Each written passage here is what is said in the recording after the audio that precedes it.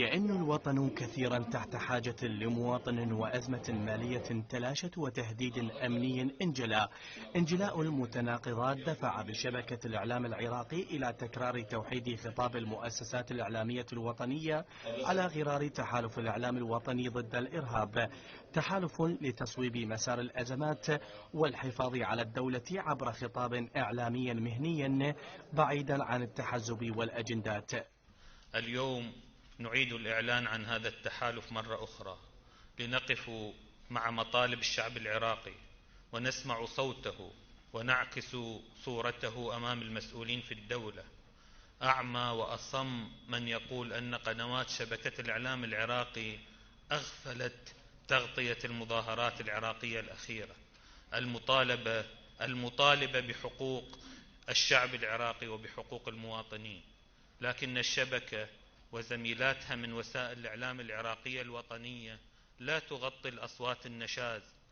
التي تريد أن تعصف بهذا الوطن وتبعثر انتصاراته في مهب الريح. معظم الحاضرين بل أغلبهم يسلمون بنجاح تجربة الشبكة بتوحيد خطاب المتنافسين وحتى المختلفين في سياسة الإعلام إبان الحرب على الإرهاب، تجربة تروم الشبكة توسعتها بشكل أكبر خلال الفترة الحالية التي تحتاج إلى خطاب وطني موحد لردم الهوة والتباعد بين المواطن والحكومة. نتذكر أيام عقد المؤتمر في شبكة الإعلام العراقي وبحضور مدراء كافة الفضائيات العراقية أو الفضاءات العراقية كافة بصراحة، حتى التي كانت ربما لديها نهج أو صورة مختلفة عن الواقع العراقي لكنها توحدت في مواجهة الإرهاب. اليوم الفرصة أيضا مواتية باعتبار أن الشعب العراقي يطالب بحقوق بمتطلبات حياة كريمة، الحكومة تحاول أن تستجيب. الخطوة